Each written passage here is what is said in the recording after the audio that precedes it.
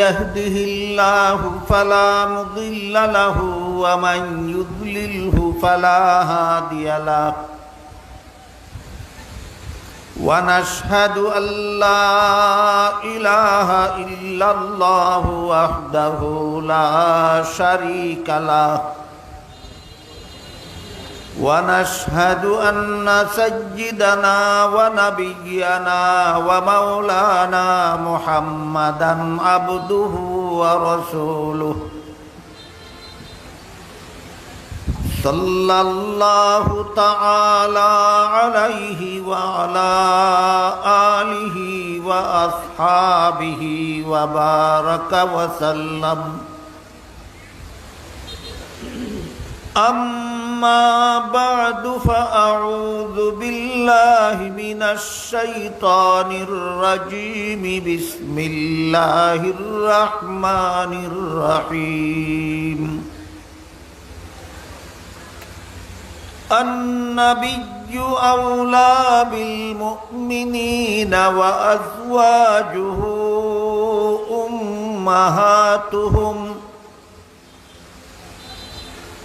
وقال رسول الله صلى الله عليه وسلم لا يؤمن أحدكم حتى أكون أحب إليه من والده وولده والناس أجمعين وقال عليه الصلاة والسلام من أحب سنتي فقد أحبني ومن أحبني كان معي في الجنة أو كما قال عليه الصلاة والسلام শ্রদ্ধেয় সভাপতি হযরত উলামায়ে কেরাম, এলাকার সর্বস্তরের মুসলমান ভাইয়েরা আমার, আশপাশের বাড়ি ঘরে পর্দার আড়ালে বসা আমার মা ও বোনেরা, পবিত্র কোরআনের যে আয়াতের অংশ আমি আপনাদের সামনে তিলাওয়াত করেছি, আন-নাবিয়্যু আউলা বিল মুমিনিন, এর অর্থ হলো নবী করিম সাল্লাল্লাহু আলাইহি ওয়াসাল্লাম মুমিনদের কাছে সবচেয়ে বেশি মহব্বতের পাত্র। নবীর চেয়ে বেশি মহব্বত আল্লাহর সৃষ্ট জগতের মধ্যে আর কারো হইতে পারে না। এজন্য হাদিস শরীফে রাসূল করিম সাল্লাল্লাহু আলাইহি ওয়াসাল্লাম বলেন, লা ইউমিনু আহাদুকুম হাত্তা আকুনা আহাব্বা ইলাইহি মিন ওয়ালিদিহি ওয়া ওয়ালাদিহি ওয়ান নাসি আজমাইন। অর্থ হলো, তোমাদের কেউ ততক্ষণ পর্যন্ত মুমিন হতে পারবে না, ঈমানদার হতে পারবে না,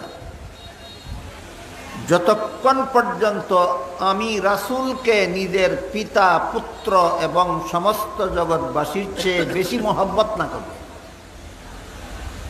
পরিষ্কার ভাষায় রাসূল বলেন, নবীকে জগৎবাসীর চেয়ে বেশি মহব্বত না করলে মুমিন হইতে পারবে না। আরেক হাদিসে উল্লেখ আছে, রাসূল করিম সাল্লাল্লাহু আলাইহি ওয়াসাল্লাম হযরত উমর ফারুক রাদিয়াল্লাহু আনহুকে বলেন, উমর, তুমি যদি সমস্ত জগৎবাসীর চেয়ে, এমনকি তোমার প্রাণের চেয়ে বেশি মহব্বত আমি রাসূলকে না করো, তাইলে তুমি ঈমানদার হতে পারবে না। উমর বলেন, ওগো আল্লাহর রাসূল, আমি আপনাকে সমস্ত জগৎবাসীর চেয়ে বেশি মহব্বত করি, কিন্তু আমার প্রাণের চেয়ে বেশি মহব্বত করি কিনা তা চিন্তা ভাবনা না করে বলতে পারবো না। রাসূল বলেন, ঠিক আছে, চিন্তা ভাবনা করো, তারপরও বলতে হবে তুমি আমাকে তোমার প্রাণের চেয়ে বেশি মহব্বত করো কিনা। না বললে তুমি ঈমানদার সাব্যস্ত হতে পারবে। একটু ভাবনা চিন্তা করার পরে উমর বলেন, হ্যাঁ, আমি চিন্তা ভাবনা করে দেখেছি, আমি আপনাকে আমার প্রাণের চেয়েও বেশি মহব্বত করি। তখন রাসূল বলেন, উমর, এখন সাব্যস্ত হলো তুমি ঈমানদার। হাদিসগুলির দ্বারা আমরা কি বুঝলাম? রাসূলকে নিজের পিতার চেয়ে, নিজের পুত্রের চেয়ে, সমস্ত জগৎবাসীর চেয়ে, এমনকি নিজের প্রাণের চেয়েও বেশি মহব্বত করার নাম ঈমান। বুঝে থাকলে প্রশ্নটার জবাব দিবেন। রাসূলকে সমস্ত জগৎবাসীর চেয়ে, নিজের পিতা পুত্রের চেয়ে, এমনকি নিজের প্রাণের চেয়েও বেশি মহব্বত করার নাম ঈমান। রাসূলের মহব্বতের নাম ঈমান। এই জন্য আল্লাহ কোরআনে ঈমান শব্দের সাথে রাসূলের মহব্বত কথাটা উল্লেখ করেছে। বলেন, আন নাবিয়্যু আউলা বিল মুমিনিন। মুমিন মানে ঈমানদার। ঈমানদারগণের কাছে নবী সবচেয়ে বেশি মহব্বতের পাত্র। আয়াতের দ্বারাও সাব্যস্ত হইল ঈমানদারগণ নবীকে সমস্ত জগৎবাসীর চেয়ে বেশি মহব্বত করার নাম ঈমান। রাসূলের হাদিসের দ্বারাও সাব্যস্ত হলো রাসূলকে সমস্ত জগৎবাসীর চেয়ে, নিজের পিতা পুত্রের চেয়ে, এমনকি নিজের প্রাণের চেয়েও মহব্বত করার নাম ঈমান। মহব্বতের নামও ঈমান। এই কথাটা ভুলে যাবেন না, স্মরণ রাখুন। এবার একটা ঘটনা শুনুন। ঘটনা হলো নবীর চাচা, আপন চাচা আবু তালিবের ঘটনা। আবু তালিব একসময় নবীর অভিভাবক ছিলেন। প্রথম অভিভাবক ছিলেন দাদা। দাদার ইন্তেকালের পরে অভিভাবক হইলেন চাচা আবু তালিব। আবু তালিব যখন নবীর অভিভাবক ছিলেন, তখন মক্কার কুরাইশ বংশের মূর্তি পূজারীদের বড় বড় নেতারা নবীর বিরুদ্ধে আবু তালিবের কাছে বিচার নিয়ে আসলো। বলল, সর্দার আবু তালিব, তুমি আমাদের বংশের সর্দার, তুমিও মূর্তি পূজা করো, আমরাও মূর্তি পূজা করি, আমাদের পূর্বপুরুষরাও মূর্তি পূজা করে গেছেন। কিন্তু তোমার ভাতিজা মুহাম্মদ মূর্তি পূজার বিরুদ্ধে কথা বলে, লা ইলাহা ইল্লাল্লাহর দাওয়াত দেয়। এটা হইল বাপদাদার ধর্মের বিরুদ্ধে বিদ্রোহ। এটা আমরা সহ্য করতে পারি। তোমার ভাতিজা হওয়ার কারণে এতদিন বরদাস্ত করেছি, আর বরদাস্ত করা সম্ভব নয়। এখন হয়তো তুমি তোমার ভাতিজা মুহাম্মদকে সামলাও, না পারলে বলো আমরা পিটাইয়া শায়েস্তা করে দেব। তাদের সামনেই নবীকে চাচা আবু তালিব বললেন, ভাতিজা, দেখলে তো তোমার বিরুদ্ধে এই বিচার দায়ের করা হয়েছে। কাজেই তুমি মানুষের কাছে লা ইলাহা ইল্লাল্লাহর দাওয়াত নিয়ে যাও না। রাসূল করিম সাল্লাল্লাহু আলাইহি ওয়াসাল্লাম চাচার কথার জবাব না দিয়া কান্দা শুরু করলেন। চক্ষু দিয়া পানি গড়াইয়া পড়তে লাগলো। তখন আবু তালিব বললেন, ভাতিজা মুহাম্মদ, আমার কথার কোনো জবাব না দিয়া তুমি কান্না শুরু করলে, বলো কোন দুঃখে তুমি কাঁদো? আমি তোমাকে আমার প্রাণের চেয়েও বেশি মহব্বত করি, তোমার মহব্বতে আমার জান দিতে রাজি আছি, কিন্তু তোমার চোখের পানি বরদাস্ত করতে রাজি। আবু তালিবে কি বললেন, রাসূলকে কি পরিমাণ মহব্বত করেন? প্রাণের চেয়েও বেশি কিনা? প্রাণের চেয়েও বেশি। তোমার মহব্বতে আমার জান দিতে রাজি আছি, কিন্তু তোমার কান্দা সহ্য করতে রাজি না। তাই বলো, কোন দুঃখে তুমি কান্দো? রাসূল বলেন, আপনি যে বললেন আমি মানুষের কাছে লা ইলাহা ইল্লাল্লাহর দাওয়াত নিয়ে যেন না যাই, এই দাওয়াতের জন্যই তো আল্লাহ আমাকে নবী বানাইয়া পাঠাইছে। তাইলে না গেলে আল্লাহর হুকুমটা আমার পালন হবে কিভাবে? কাজেই আপনি আমার অভিভাবক থাকেন আর না থাকেন, আল্লাহ যে কাজের জন্য আমাকে পাঠাইছেন এই কাজটা আমার করতেই হবে। এই কথা শোনার পরে আবু তালিব বললেন, ঠিক আছে, এই যদি আসল অবস্থা হয় তোমার, এরা তো কইছে তোমারে আমি না সামলাইলে এরা তোমারে পিটাইয়া সামলাইব। আমি কথা দিলাম, আমি প্রাণে বেঁচে থাকা অবস্থায় তোমার গায়ে কাউকে হাত তুলতে দেব না। তোমার উপরে হাত তুলতে হইলে আগে আমাকে প্রাণে মারতে হবে, তারপরে তোমার উপর হাত তুলতে হবে। তোমারে বাঁচাবার জন্য এদের হামলার থেকে, এদের আক্রমণ থেকে তোমাকে বাঁচাবার জন্য আমি আগে আমার জান দিয়া দিব, তারপরে তোমার উপর হামলা করতে হবে। আবু তালিবের জবাবে আমরা কি বুঝলাম? আবু তালিব আমাদের নবীকে কি পরিমাণ মহব্বত করতেন? প্রাণের চেয়েও বেশি। সেই আবু তালিব আপনাদের জানা মতো ইমানদার না বেঈমান? বেঈমান। আগের হাদিসও বুঝলাম মহব্বতের নাম ইমান। এখন তো মহব্বত পাওয়া গেল, ইমান নাই কেন? প্রশ্নটা বুঝলেন কিনা? আগের হাদিসে কি বুঝলেন? রাসূল বলেন মহব্বতের নাম ইমান। আমাকে নিজের প্রাণের চেয়ে বেশি মহব্বত করো, এই মহব্বতের নাম ইমান। আবু তালিব নবীকে নিজের প্রাণের চেয়ে বেশি মহব্বত করলো, বেঈমান রইল কেন? এই প্রশ্নের জবাব না জানার কারণে বর্তমানে আমাদের সমাজে নবীর মহব্বতের দুহাই দিয়া যত সব চাপাবাজি আর ফিতনাবাজি আর বেদাতি কর্মকাণ্ড চলছে, এই প্রশ্নের জবাব জানে না সাফাবাজ, এই প্রশ্নের জবাব জানে না ফিতনাবাজ, এই প্রশ্নের জবাব জানে না বেদাতিরা।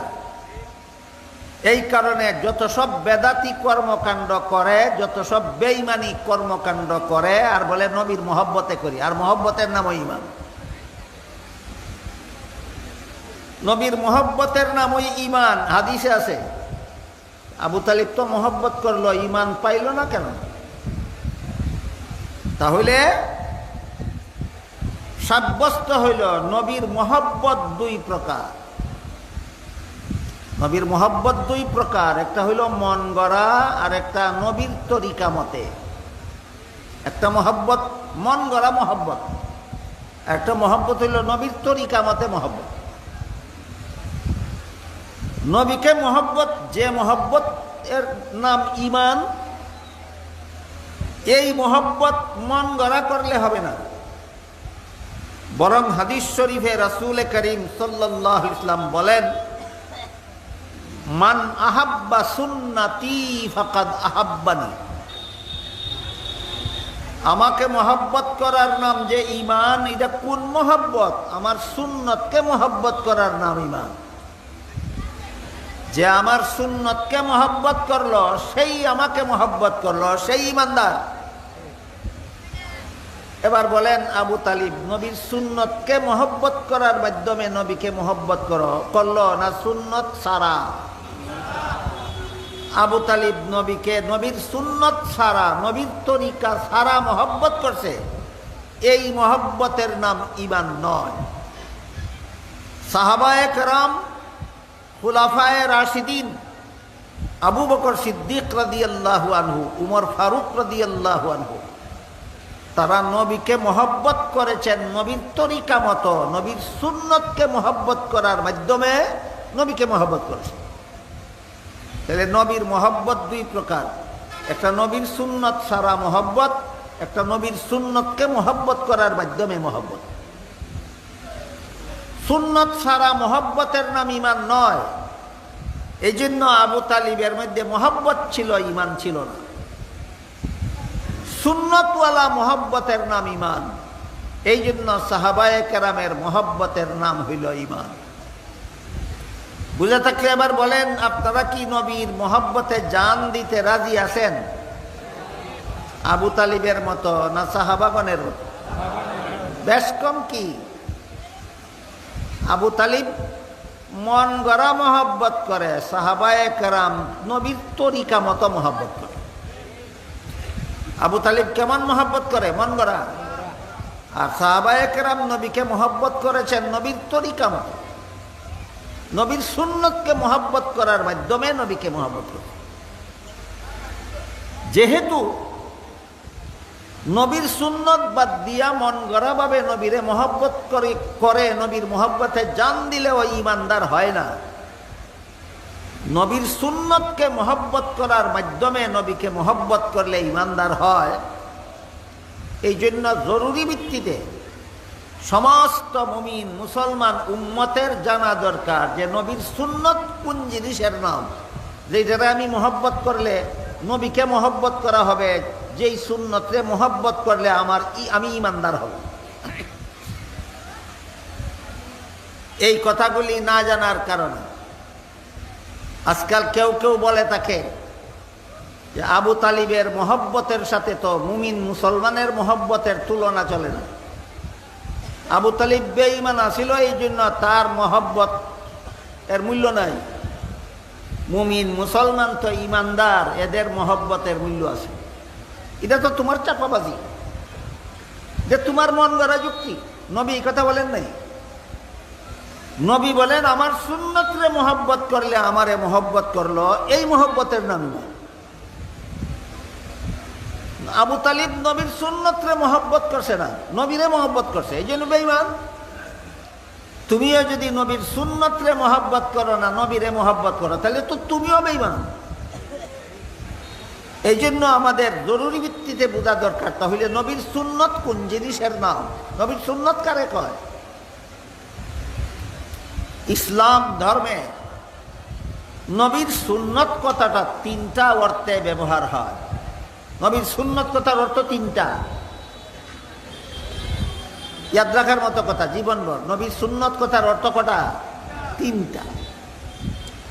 এক নম্বর, নবীর সুন্নত কথার অর্থ নবীর হাদিস। দুই নম্বর, নবীর সুন্নত কথার অর্থ নবীর আমল।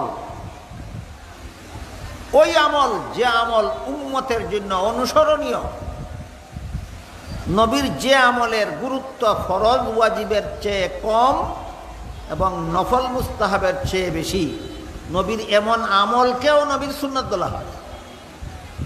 তিন নম্বর, নবীর সুন্নত অর্থ নবীর তরিকা, নবীর শিক্ষা দেওয়া নিয়ম পদ্ধতি। মনে রাখা লাগবো সামনের কথাগুলি বুঝার জন্য। যেহেতু নবী বলছেন আমাকে মহব্বত করার নাম ঈমান, মন গড়া মহব্বত নয়, আমার সুন্নতকে মহব্বত করলে আমাকে মহব্বত করা হবে। কাজে আমি ঈমানদার হইতে হইলে নবীকে মহব্বত করতে হবে, মন গড়া মতে নয়, নবীর সুন্নত মতে। এই জন্য নবী আমার ঈমান আছে কি নাই বুঝার জন্য নবীর সুন্নত আমার মধ্যে আছে কি নাই বুঝে নিতে হবে। নবীর সুন্নত কথার তিন অর্থ, এক নম্বর নবীর হাদিস, দুই নম্বর নবীর আমল, তিন নম্বর নবীর তরিকা। মনে রাখুন সামনের কথাগুলি বুঝার জন্য। নবীর সুন্নত কথার এক নম্বর অর্থ নবীর হাদিস, নবীর সুন্নত কথার দুই নম্বর অর্থ নবীর আমল, নবীর সুন্নত কথার তিন নম্বর অর্থ নবীর তরিকা। তরিকা মানে শিক্ষা দেওয়া পদ্ধতি। মুসলমানের জীবনের সকল কাজের পদ্ধতি নবী শিক্ষা দিয়েছেন। এই পদ্ধতিটার নামও নবীর সুন্নত, এটাকে নবীর তরিকাও বলা হয়। বুঝে থাকলে একটু দয়া করে বলেন তো, নবীর সুন্নত কথার অর্থ কটা? এক নম্বর নবীর হাদিস, দুই নম্বর নবীর আমল, তিন নম্বর নবীর তরিকা। নবীর হাদিস, নবীর আমল, নবীর তরিকা। এক হাদিসে রাসূল করিম সাল্লাল্লাহু আলাইহি ওয়াসাল্লাম বলেন, তারাকতু ফীকুম আমরাইনি লান তাদিল্লু মা তামাসসাকতুম বিহিমা কিতাবাল্লাহি ওয়া সুন্নাতা রাসূলিহি আও কামা ক্বালা আলাইহিস সালাতু ওয়াসসালাম। এর অর্থ হলো, হে আমার উম্মত মুসলমানেরা, আমি দুনিয়ার থেকে বিদায়কালে তোমাদের কাছে দুটি জিনিস রেখে যাচ্ছি। যতদিন পর্যন্ত তোমরা আমার রেখে যাওয়া দুটি জিনিস শক্তভাবে আঁকড়িয়ে থাকবে, ধারণ করে থাকবে, ততদিন পর্যন্ত তোমরা বিপদগামী হবে না। আমার রেখে যাওয়া দুটি জিনিসের প্রথমটির নাম হলো আল্লাহর কিতাব কুরআন, দ্বিতীয়টির নাম হলো আল্লাহর রাসূলের সুন্নত হাদিস। এই হাদিসে আল্লাহ রসুল নিজেই নবীর হাদিসকে নবীর সুন্নত বলেছেন। এই হাদিসের মধ্যে আল্লাহ রসুল নিজেই নিজের নবীর হাদিসকে নবীর সুন্নত বলেছেন, নবীর হাদিসকে নবীর সুন্নত বলেছেন। আরেক হাদিসে রাসূল করিম সাল্লাল্লাহু আলাইহি ওয়াসাল্লাম বলেন, ইন্নাল্লাহা ফারাদা সিয়ামা রমাদানা আলাইকুম ওয়া সানানতু লাকুম কিয়ামাহু ফামান সামাহু ওয়া কামাহু ঈমানান ওয়া ইহতিসাবান খারাজা মিন যুনুবিহি কায়াউমিন ওয়ালাদাতহু উম্মুহু আও কামা ক্বালা আলাইহিস সালাতু ওয়াসসালাম। এর অর্থ হলো, রাসূল বলেন, আল্লাহ রমজান মাসের দিনের বেলায় রোজা রাখা তোমাদের জন্য ফরজ করেছেন, আর রাতের বেলার তারাবিহের নামাজ আমি রাসূল তোমাদের জন্য সুন্নত করেছি। রমজানের দিনের বেলায় রোজা রাখা আল্লাহর ফরজ, আর রাতের বেলায় তারাবির নামাজ পড়া নবীর সুন্নত। তারাবির নামাজ নবী নিজে পড়ছেন, আমাদেরকেও পড়তে বলেছেন। কাজেই তারাবির নামাজ নবীর আমল, এটা হইল নবীর সুন্নত কথার 2 নম্বর অর্থ। এই হাদিসে নবী নিজেই নবীর সুন্নত কথাটাকে নবীর আমল অর্থে ব্যবহার করেছেন। আরেক হাদিসে রাসূল করিম সাল্লাল্লাহু আলাইহি ওয়াসাল্লাম বলেন, মান তামাসসাকা বিসুন্নতি ইনদা ফাসাদি উম্মতি ফালাহু আজরু শাহীদ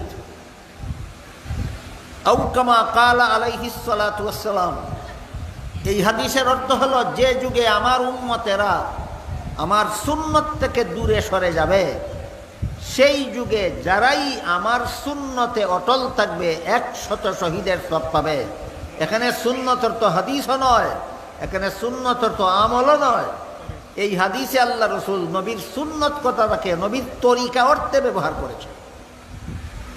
যে যুগে মানুষ সওয়াবের কাজ করব মন গড়া তরিকায়, সেই যুগে যারা সওয়াবের কাজ করবে নবীর তরিকা মতে, এরা শহীদের সওয়াব পাবে। তৃতীয় হাদিসে নবীর সুন্নত কথাটাকে নবী নিজেই নবীর তরিকা অর্থে ব্যবহার করেছেন। এখান থেকে সুন্নত আর বিদাতের পার্থক্য পরিষ্কার হইয়া যায়। পাশাপাশি আর একটা হাদিসে আল্লাহ রসুল বলেছেন, ইয়্যাকুম ওয়া মুহদাসাতিল উমুর ফাইন্না কুল্লা মুহদাসাতিন বিদআতুন ওয়া কুল্লা বিদআতিন দালালা ওয়া কুল্লা দালালাতিন ফিন্নার আও কামা ক্বালা আলাইহিস সালাতু ওয়াসসালাম।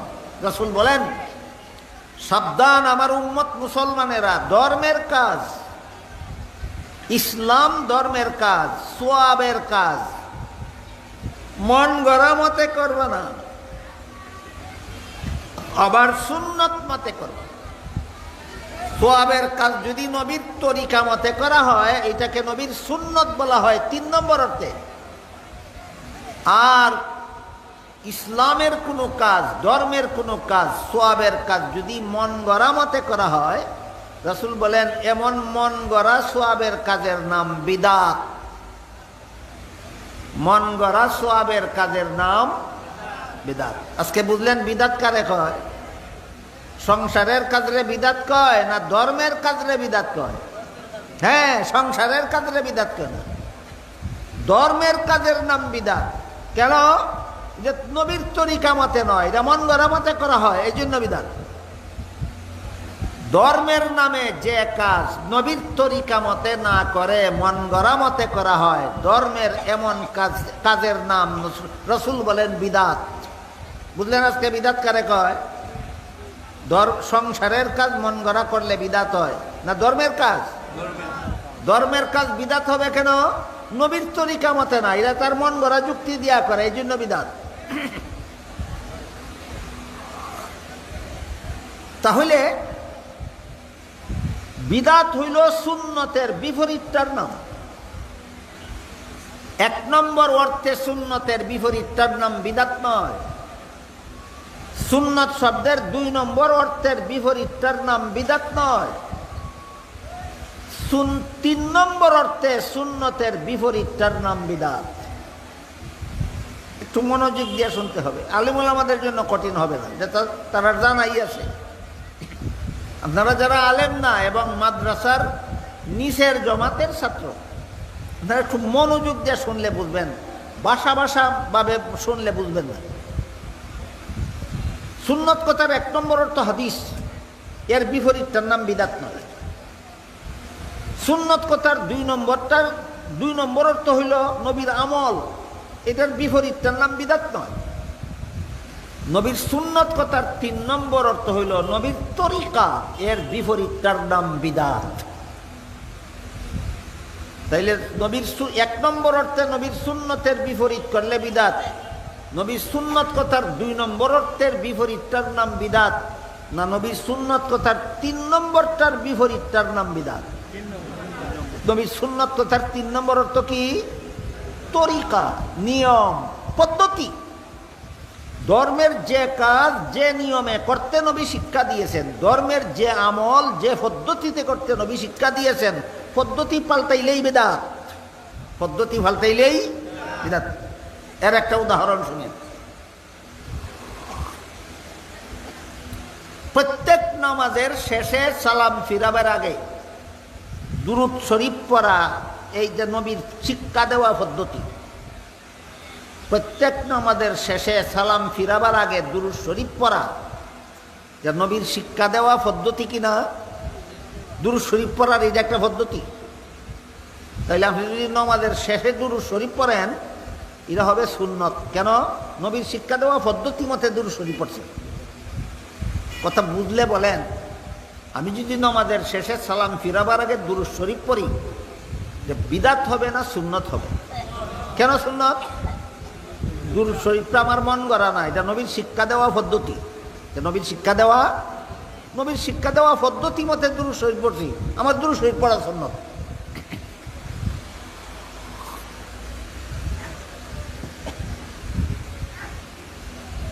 একটা কথা বললে হয়তো অনেকের বুঝতে একটু কঠিন হবে, তারপরে বলি, ওয়াজের ফাঁকে ফাঁকে দুরূদ শরীফ পড়া এটা নবীর শিক্ষা দেওয়া পদ্ধতি নয়। এই জন্য ফতোয়ায়ে শামিতে লেখা আছে ওয়াজের ফাঁকে ফাঁকে দুরূদ শরীফ পড়া বিদাত। দল বেঁধে সুর ধরে ওয়াজের ফাঁকে ফাঁকে দুরূদ শরীফ পড়া বিদাত, ফতোয়ায়ে শামিতে লেখা আছে। কেন? এই দুরূদ নবীর শিক্ষা দেওয়া পদ্ধতির দুরূদ নয়, এটা মন গড়া পদ্ধতির দুরূদ। এই উদাহরণটা যদি বুঝতে আপনাদের কঠিন হয়, তাই সহজ একটা উদাহরণ দিই। সেটা হইল, এই নামাজের শেষে সালাম ফিরাবার আগে দুরূদ শরীফ পড়ি যদি আমি, তাহলে আমার দুরূদ শরীফ পড়া সুন্নত হবে। কেন? যে নবীর শিক্ষা দেওয়া পদ্ধতি। তাই বলে যদি আমি নামাজের শুরুতেও একবার দুরূদ শরীফ পড়ে নেই, নিয়ত করার পরে সুবহানাকা পড়ার আগে দুরূদ শরীফ পড়লাম, তারপরে সুবহানাকার থেকে বাকিটা বললাম, আমার এখনের দুরূদ শরীফ পড়াটা সুন্নত হবে না বিদাত হবে? কেন বিদাত? এটা নবীর তরিকার দুরূদ না, এটা মন গড়া দুরূদ। এখন বুঝলেন কিনা? বুঝা থাকলে বলেন, নামাজের শেষে পড়া দুরূদ নবীর তরিকার দুরূদ হওয়ার কারণে সুন্নত। নামাজের শুরুতে দুরূদ পড়লে নবীর তরিকার দুরূদ না, এটা মন গড়া দুরূদ, তোমার দুরূদ বিদাত। সুন্নত আর বিদাতের পার্থক্যটা কি আমরা বুঝতে পারলাম? নবীর সুন্নত কথার 3 নম্বর অর্থ নবীর তরিকা, নবীর শিক্ষা দেওয়া পদ্ধতি। এই পদ্ধতিতে যারা পাল্টাইয়া মন গড়া পদ্ধতি বের করে, এই মন গড়া পদ্ধতিকেই ইসলামী শরীয়তের পরিভাষায় বিদাত বলা হয়। এই মর্মে হাদিস শরীফে রাসূল করিম সাল্লাল্লাহু আলাইহি ওয়াসাল্লাম বলেন, ইয়্যাকুম ওয়া মুহদাসাতিল উমুর ফাইন্না কুল্লা মুহদাসাতিন বিদআতুন ওয়া কুল্লা বিদআতিন দালালা ওয়া কুল্লা দালালাতিন ফিন্নার আও কামা ক্বালা আলাইহিস সালাতু ওয়াস সালাম। সাবধান আমার উম্মত মুসলমানেরা, ধর্মের কাজ মন গড়া পদ্ধতিতে করিও না, তাহলে বিদআত হইব। ধর্মের কাজ মন গড়া ভাবে করলে বিদআত হইব। ধর্মের যেই কাজ যেভাবে করতে নবী শিক্ষা দিয়েছেন সেইভাবে করলে হবে সুন্নত। ধর্মের কাজ নবীর শিক্ষা দেওয়া পদ্ধতি বাদ দিয়া নিজের মন গড়া পদ্ধতিতে করলে হবে বিদআত। কথাটা না বুঝার কারণে আজকে লিখছি অনেক বিদাতি মৌলবীরাও সাফাবাজি করে। কেমন সাফাবাজি? কয় মসজিদে কাতার সুজা করার জন্য যে দাগ দেওয়া হয় এটা তো নবী শিক্ষা দিচ্ছেন না। নবীর আমলে মসজিদে দাগ দেওয়া হইতো না, সাহাবায়ে কেরাম আমলেও মসজিদে দাগ দেওয়া হইতো না, তাবেঈনের যুগে তাবেঈনের যুগে চার মাযহাবের চার ইমামের যুগে কাতার সুজা করার জন্য মসজিদে দাগ দেওয়া হইতো না। কাজেই দাগ দেওয়া এটা তো নবীর শিক্ষা দেওয়া পদ্ধতি না, তাইলে দাগ দেওয়া বিদআত কিনা? এটা চাপাবাদী। আপনারা যারা শরীয়তের বিধিবিধান কোরআন হাদিস পড়েন নাই, শিখেন নাই, বুঝেন না, শরীয়তের বিধিবিধান সঠিকভাবে জানেন না, আপনাদেরকে চাপাবাজি কইরা এই বিদআত গিলাইতো চায়। কেমন চাপাবাজিটা এখানে করছে এটা আপনাদেরকে একটু আমি পরিষ্কার করে বলি।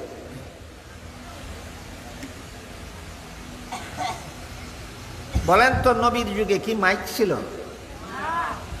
আজকাল যে ওয়াজ মাহফিলের মধ্যে মাইক দেওয়া হয়, মাইক বিদআত হয় না কেন? নবীর যুগে কি বিদ্যুতের বাতি ছিল? আজকাল যে বিদ্যুতের বাতি জ্বালানো হয় এটা বিদআত হয় না? এই প্রশ্নের যেই জবাব, নবীর যুগে কাতার সুজা করার জন্য মসজিদে দাগ দেওয়ার নিয়ম ছিল না, তাইলে ওইটা বিদআত হয় না কেন? ওই প্রশ্নেরও সেই জবাব। বুঝার জন্য মনে রাখতে হবে, একটা হইল ধর্মের কাজ আর একটা হইল ধর্মের কাজের সহায়ক ব্যবস্থা। একটা হইল ধর্মের কাজ আর একটা হইল ধর্মের কাজের সহজ ব্যবস্থা। কাজ আর ব্যবস্থা এক জিনিস না, কাজ এক জিনিস, ব্যবস্থা আর এক জিনিস। ওয়াজ করা, ওয়াজ শোনা এটা সরাসরি ধর্মের কাজ। ওয়াজ করা, ওয়াজ শোনা এটা সরাসরি ধর্মের কাজ। মাইক হইল এটা সহজে সকলে শোনার ব্যবস্থা। মাইক রেখেও ধর্মের কাজ কয় না, একটা ধর্মের কাজের সহজ ব্যবস্থা কয়। বাত্তি রেখেও ওয়াজ কয় না, বাত্তিরে ওয়াজ মাহফিলের আয়োজনের ব্যবস্থা কয়। সামিয়ানা রেখে ওয়াজ কয় না, ওয়াজের ব্যবস্থা কয়। ওয়াজ হইল ধর্মের কাজ, সামিয়ানা ব্যবস্থা, বাত্তি ব্যবস্থা, মাইক ব্যবস্থা। ব্যবস্থা নূতন অবস্থা অনুভূতে নূতন ব্যবস্থা করলে বিদআত হয় না, ধর্মের কাজ মন গড়া করলে বিদআত হয়। ঠিক তেমনি ভাবে মসজিদে নামাজ জমাতে পড়ার সময় কাতার সুজা করা ধর্মের কাজ। বহু হাদিসে আল্লাহ রাসূল বারবার নির্দেশ দিয়েছেন, কাতার সুজা করো, কাতার সুজা করো, কাতার সুজা করো। কাতার সুজা করা এটা ধর্মের কাজ। দাগ দেওয়া ধর্মের কাজ নয়, সুজা করার সহজ ব্যবস্থা। আমি আপনাদেরকে বুঝাইতে পারলাম, মসজিদে কাতার সুজা করার দাগ দেওয়া নবীর যুগে ছিল না, সাহাবাগণ দাগ দিতেন না, বিদআত হইল না কেন? এটা কেউ ধর্মের কাজ মনে কইরা দেয় না, এটা ধর্মের কাজের একটা ব্যবস্থা। ব্যবস্থা নূতন করলে বিদআত হয় না, ধর্মের নয়া কাজে ধর্মের কাজ মনে করলে বিদআত হয়। তাতে এই সাফাবাজি যারা কুরআন হাদিস শিখছে না, জানে না, বুঝে না, এদের কাছে সাফাবাজি কইরা বিদআত চালুর পথ বাইর করা যাইতে পারে। যারা কোরআন হাদিস শিখছে, জানে, বুঝে, এদের কাছে সাফাবাজি কইরা বিদআত চালুর কোনো সুযোগ না। এই জন্য আমাদের বিদআত এবং সুন্নতের পার্থক্যটা ভালোভাবে বুঝে রাখা দরকার। নবীর সুন্নত কথার 3 নম্বর অর্থ হইল নবীর শিক্ষা দেওয়া পদ্ধতি, এর বিপরীত তার নাম বেদাত। কয়েকটা উদাহরণ দিই শুনুন। 5 বেলার নামাজের জমাতের জন্য আজান দেওয়া নবীর তরিকা, নবী শিক্ষা দিয়েছেন, এটা নবীর শিক্ষা দেওয়া পদ্ধতি। 5 বেলার নামাজের জমাতের জন্য আজান দেওয়ার পদ্ধতি, আজান দেওয়াটা নবী শিক্ষা দিয়েছেন কিনা? দিছেন। যেহেতু আজান দেওয়া 5 বেলার নামাজের জমাতের জন্য আজান দেওয়া নবী শিক্ষা দিয়েছেন, কাজে আজান দেওয়া সুন্নত। 5 বেলার নামাজের জমাতের আগে একামত দেওয়া নবী শিক্ষা দিয়েছেন, এই জন্য একামত দেওয়া সুন্নত। জানাজার নামাজে আজান দেওয়াও নবী শিক্ষা দিয়েছেন না, একামত দেওয়াও নবী শিক্ষা দিয়েছেন না। আপনারা কি জানেন? জানাজার নামাজের জমাতের জন্য আজান দেওয়া শিক্ষা দিয়েছেন নবী? দিছেন না। একামত দেওয়া শিক্ষা দিয়েছেন? দিছেন না।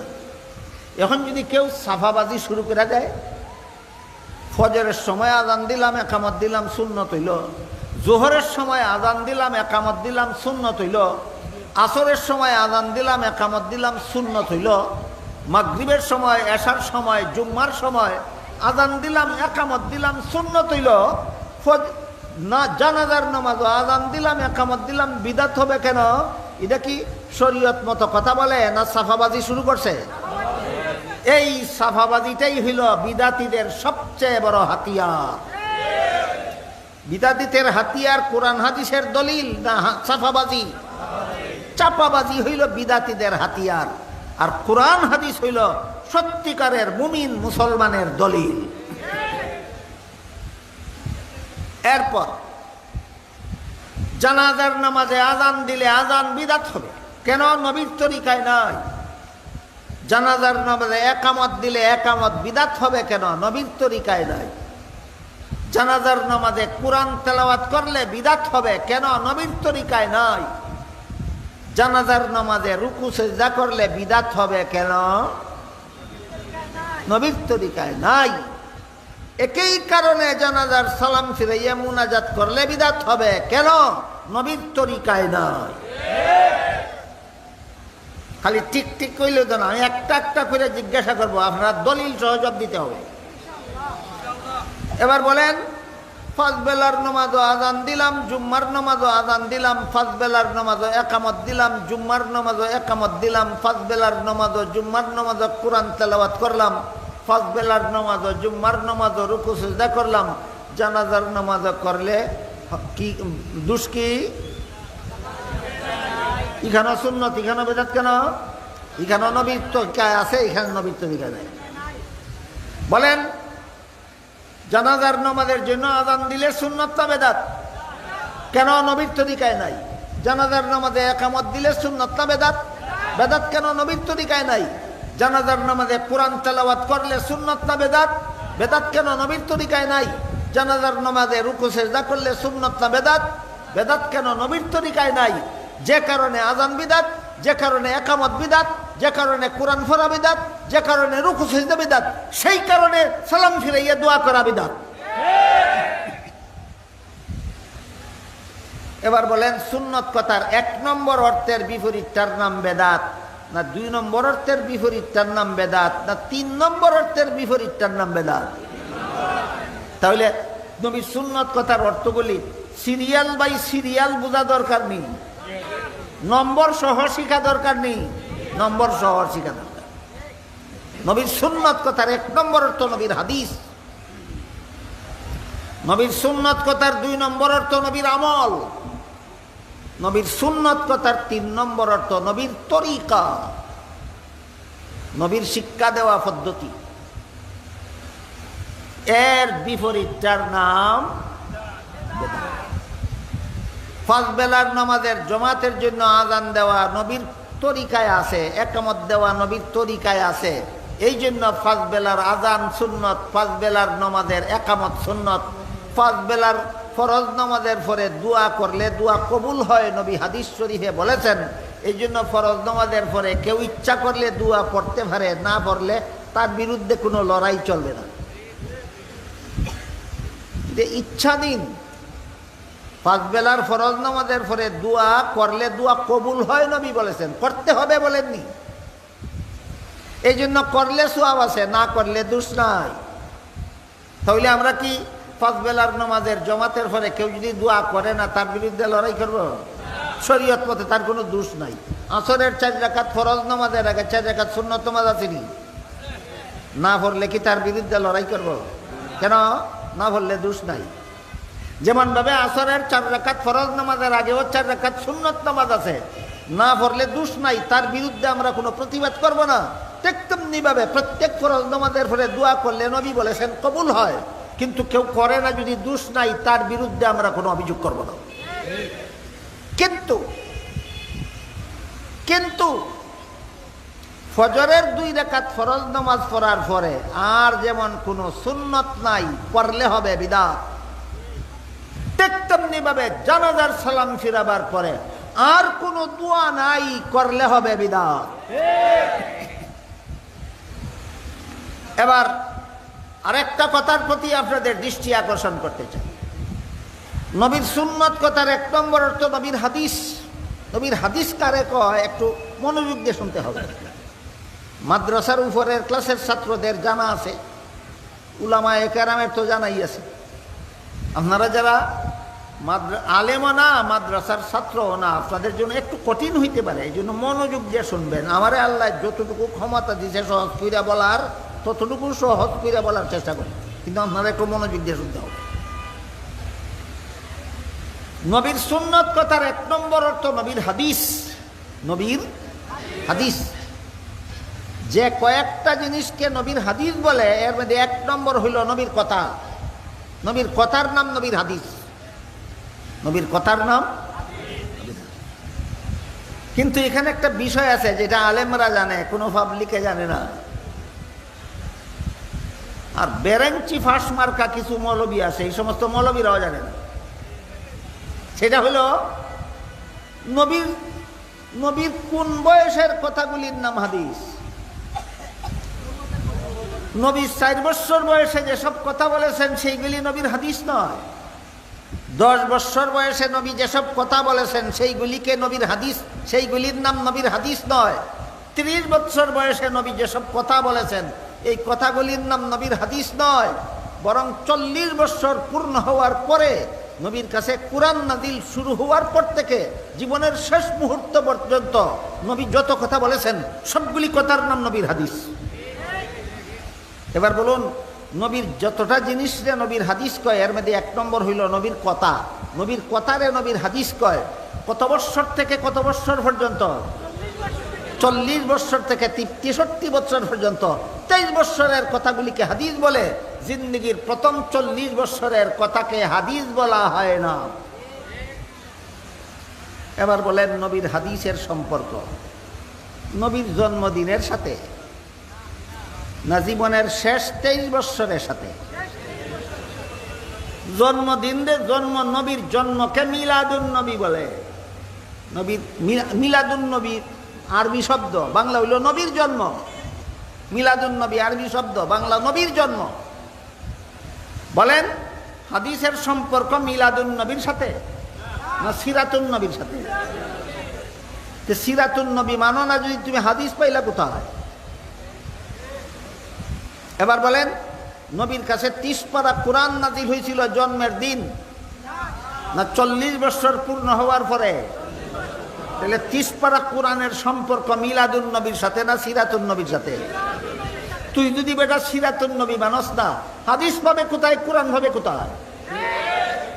যে সিরাতুন নবী মানে না তার হাদিস মানার কোনো উপায় নাই, যে সিরাতুন নবী মানে না তার কোরআন মানার কোনো উপায় নাই। কারণ নবীর প্রায় 10 লক্ষ হাদিসের সম্পর্ক মিলাদুন নবীর সাথে নয়, প্রায় 10 লক্ষ হাদিসের সম্পর্ক সিরাতুন নবীর সাথে।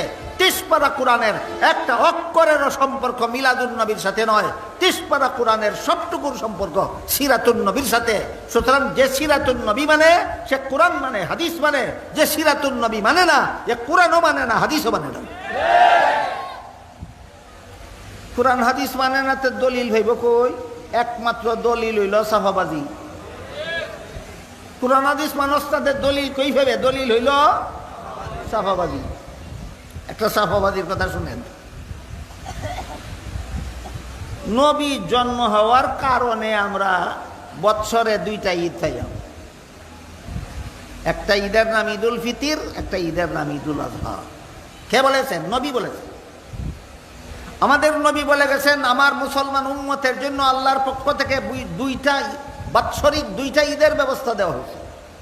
একটা ঈদের নাম ঈদুল ফিতর, একটা ঈদের নাম ঈদুল আজহা। আমাদের নবী কি বলেছেন? মুসলমান উম্মতের জন্য আল্লাহর পক্ষ থেকে বাৎসরিক ঈদ কটা দেওয়া হয়েছে?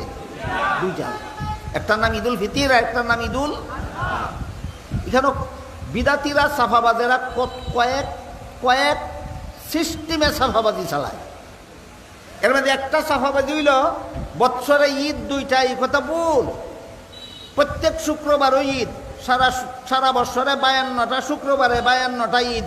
আর ঈদুল ফিতর আর ঈদুল আজহা 52-এর সাথে আরো দুইটা ঈদ যুক্ত হইয়া মুসলমানের সারা বৎসরে ঈদ হয় 54টা। কাজেই যারা বলে ঈদ দুইটা, এরা ভুল কয়। আরে গাদার গাদা, 52 শুক্রবারে 52টা ঈদ যে এটা সাপ্তাহিক, এটা কি বাৎসরিক ঈদ না সাপ্তাহিক ঈদ? এই গাদার গাদা, তুই সাপ্তাহিকটারে বাৎসরিকের সাথে নিয়ে জোড়া দিলে কোন কারণে? এটার নাম তুই সাফাবাজি। কেমনে কেমনে সাফাবাজি করে বুঝেন কিনা দেখেন। প্রত্যেক শুক্রবারে মুসলমানের ঈদ, এটা ঠিক আছে, হাদিসে আছে। তাহলে সারা বছরে 52 শুক্রবারে 52 ঈদ। আমি জিজ্ঞেস করি, 52 শুক্রবারে 52 ঈদ বাৎসরিক না সাপ্তাহিক? আর ঈদুল ফিতর আর ঈদুল আজহা সাপ্তাহিক না বাৎসরিক? তাহলে সাপ্তাহিক ঈদ হলো 52টা, বাৎসরিক ঈদ হলো 2টা। এটার সাথে এটা জোড়া দেশকার লাগিয়া সাফাবাজি ছাড়া আর কিছু নয়।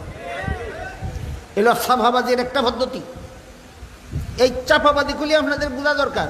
এই বাটপারে কোনটার সাথে কোনটা মিলায়? সব বাৎসরিক ঈদের সাথে সাপ্তাহিক ঈদ জোড়াই দিয়া 54টা বানায়। আসলে কি বাৎসরিক ঈদ 54টা না বাৎসরিক দুইটাও? বাৎসরিক দুইটা। তাহলে 12ই রবিউল আউয়ালে ঈদে মিলাদুন নবী নামে আর একটা ঈদ করলে নবীর পদ্ধতি, নবীর শিক্ষা দেওয়ার তরিকা তাকে না বদলায়? এই জন্য 12ই রবিউল আউয়ালে ঈদে মিলাদুন নবী করা বিদআত। কারণ 12ই রবিউল আউয়াল প্রত্যেক সপ্তাহে আসে না বছরে একবার? বছরে একবার আসে, রসুল বলছেন 2টা। তোর ঈদ বছরে আয় 3বার। 3 নম্বরটা নবীর তরিকার ঈদ নয়, 3 নম্বরটা তোর মন গড়া ঈদ। এই জন্য আগে 2টা সুন্নত, 3 নম্বরটা বিদআত। সাফাবাজিটা বুঝতে পারলেন আপনারা? এখন এর সাফাবাজি ঠিক আছে, মানলাম। নবী বলছেন বাৎসরিক ঈদ মুসলমানের 2টা, একটা ঈদুল ফিতর, একটা ঈদুল আজহা। কার উসিলায় ভাইলাম? নবীর উসিলায়। কাজে যে নবীর উসিলায় ঈদুল ফিতর পাইলাম, যে নবীর উসিলায় ঈদুল আজহা পাইলাম, এই নবী দুনিয়াতে জন্ম হইয়া আসছেন বললা পাইলাম। কাজে নবীর জন্ম 2 ঈদের বড় ঈদ। এটাও নবীর সুন্নত না সাফাবাজি? তোর সাফাবাজি যদি আমি একটু সময়ের জন্য মানা নেই যে নবী দুনিয়াতে আগমন করেছেন জন্মগ্রহণ এর মাধ্যমে, এর উসিলায় ভাইলাম ঈদুল ফিতর আর ঈদুল আজহা। এই কারণে যদি নবীর জন্মটা 2 ঈদের থেকে বড় ঈদ হয়, নবীর তো হয়েছিলাম নবীর বাবার উসিলায়। নবীর জন্ম হয়েছিলেন বাবার গরণই না বাবার গরণা? নবীরে ভাবছিলাম খার কারণে বাবার জন্মদিনের ঈদ গেল। নবীর বাবা দুনিয়াতে আসছিলেন কার উসিলায়? দাদার উসিলায়। এই দাদার জন্মদিনের ঈদ গেল। নবীর দাদা দুনিয়াতে আসছিলেন নবীর পরদাদার উসিলায়। এই সাফাবাজ বেদাতি, নবীর পরদাদার জন্মদিনের ঈদ গেল। কেমনে কেমনে সাফাবাজি করে, আর সাফাবাজির জবটা কেমনে কেমনে দিবেন আপনারা বুঝলেন কিনা? তাইলে যে নবী দুনিয়াতে আগমনের উসিলায় ঈদুল ফিতর পাইলাম, ঈদুল আজহা পাইলাম, এই সাফাবাদিটা যদি 3 নম্বর ঈদের দলিল হয়, তে নবীর যে বাবার উসিলায় নবী পাইলাম সেই বাবার জন্মদিনের ঈদ গেল কই? নবীর দাদার জন্মের উসিলায় নবীর বাবারে পাইছিলাম, নবীর দাদার জন্মদিনের ঈদ গেল কই? নবীর পরদাদার জন্মের উসিলায় নবীর দাদারে পাইছিলাম, নবীর পরদাদার জন্মদিনের ঈদ গেল কোথায়? রাসূল করিম সাল্লাল্লাহু আলাইহি ওয়াসাল্লাম মক্কা শরীফ থেকে হিজরত করে মদিনা শরীফ গিয়া দেখলেন মদিনার মুসলমানেরা বছরে 2 দিন আমোদ ফুর্তি করে, খুশিবাসি করে। রসুল জিজ্ঞাসা করলেন, এটা তোমরা কেন করো? তারা কইল, আমরা মুসলমান হওয়ার আগের থেকে এই 2টা দিন নিজেরার পক্ষ থেকে ধার্য করে রাখছি আমোদ ফুর্তি করার লাগে। রসুল বলেন, মুসলমানের আমোদ ফুর্তি করার তারিখ নিজেরা ধার্য করতে পারে না। তোমাদের আমোদ ফুর্তি করার জন্য আল্লাহর পক্ষ থেকে দুইটা ঈদ ধার্য করে দেওয়া হয়েছে। একটা ঈদের নাম ঈদুল ফিতর, একটা ঈদের নাম ঈদুল আজহা।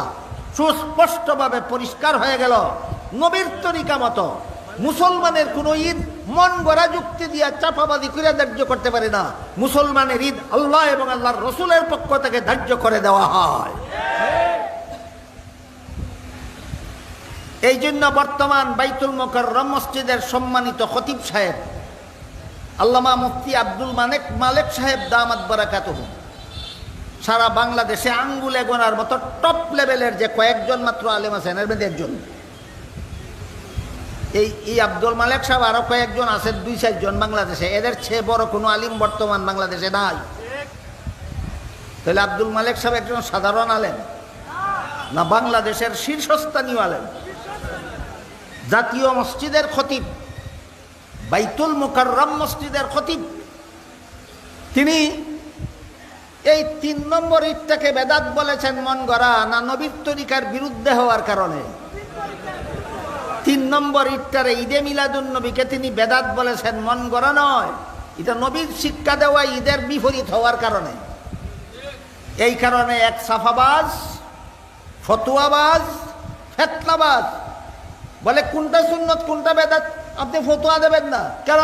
তোর বাপের গার ভাঙ্গেনি খতিব জাতীয় মসজিদের মুফতি ফতুয়া দিলে, জাতীয় মসজিদের মুফতি যেহেতু, জাতীয় মসজিদের খতিব যেহেতু, এই জন্য তার দায়িত্ব জাতিকে সুন্নত এবং বেদাত শিক্ষা দেওয়া। জাতীয় মসজিদের খতিবের ওই দায়িত্ব জাতিকে সুন্নত কোনটা বেদাত কোনটা শিক্ষা দেওয়া। তোর মতো ফতুয়াবাদের চাফাবাদের ভিত্তিতে জাতীয় মসজিদ দায়িত্ব পালন করে না। জাতীয় মসজিদ দায়িত্ব পালন করে নবীর তরিকা মতো। বুঝা তাকে বলেন জাতীয় মসজিদের খতিব হইলে জাতিকে সুন্নত বেদাত শিক্ষা দেওয়ার দায়িত্ব নাই না? দায়িত্ব আছে। তার দায়িত্ব ভালো। তুই করতে গাইছ সাফাবাজ, জাতীয় মসজিদে নির্দেশ দিতে সুন্নত কইতো না বিদাত কইতো না, কইতো তোর বাপের মাথা।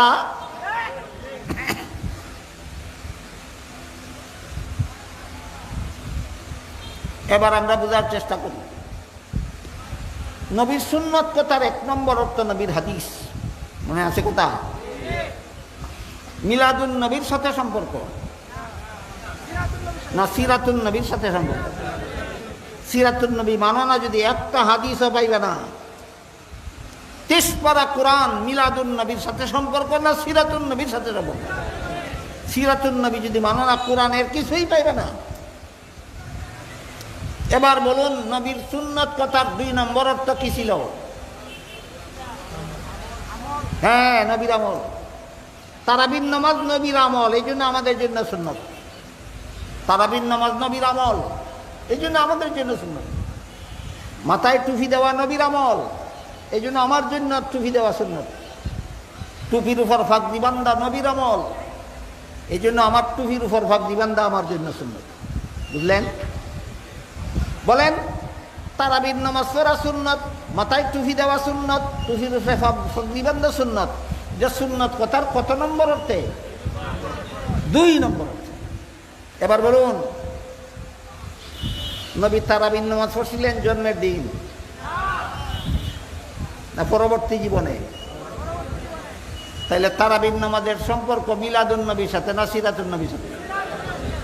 নবী মাথায় টুপি দিচ্ছেন জন্মের দিন না পরবর্তী জীবনে? তাহলে টুপির সম্পর্ক মিলাদুন নবীর সাথে না সিরাতুন নবীর সাথে? নবী টুপির উপর ফাগরি বাঁধছিলেন জন্মের দিন না পরবর্তী জীবনে? ফাগরির সম্পর্ক মিলাদুন নবীর সাথে না সিরাতুন নবীর সাথে? নবী 5 বেলা নামাজ পড়ছিলেন জন্মের দিন না পরবর্তী জীবনে? 5 বেলা নামাজের সম্পর্ক মিলাদুন নবীর সাথে না সিরাতুন নবীর সাথে? নবী রমজান মাসে রোজা রাখছিলেন জন্মের দিন না পরবর্তী জীবনে? তাহলে রমজান মাসের রোজার সম্পর্ক মিলাদুন নবীর সাথে না সিরাতুন নবীর সাথে? নবী হজ করেছিলেন জন্মের দিন না পরবর্তী জীবনে? সম্পর্ক মিলাদুন নবীর সাথে না সিরাতুন নবীর সাথে?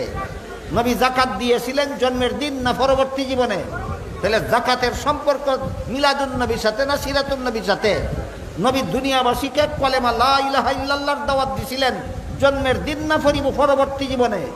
তাহলে কলেমার সম্পর্ক মিলাদুন নবীর সাথে না সিরাতুন নবীর সাথে? নবী দুনিয়াবাসীকেই ইমানের দাওয়াত দিয়েছেন জন্মের দিন না পরবর্তী জীবনে? ইমানের সম্পর্ক মিলাদুন নবীর সাথে না সিরাতুন নবীর সাথে? ইমানের সম্পর্ক সিরাতুন নবীর সাথে, মিলাদুন নবীর সাথে নয়। মিলাদুন নবীতে খুশি হয়েছিল নবীর চাচা আবুল আহাব, এই খুশি হইয়া ইমানদার হইতে পারছে না, কিন্তু নবীর ইমানের দাওয়াত কবুল করেছিলেন সিরাতুন নবীর অনুসরণ করে সাহাবায়ে কেরাম। এই জন্য সাহাবায়ে কেরাম ইমানদার হইতে পারছেন, আবুল আহাব ইমানদার হইতে পারে নাই।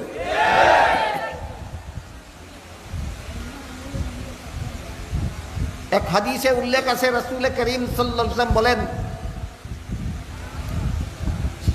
ইমানের ৭৭টা শাখা প্রশাখা আছে।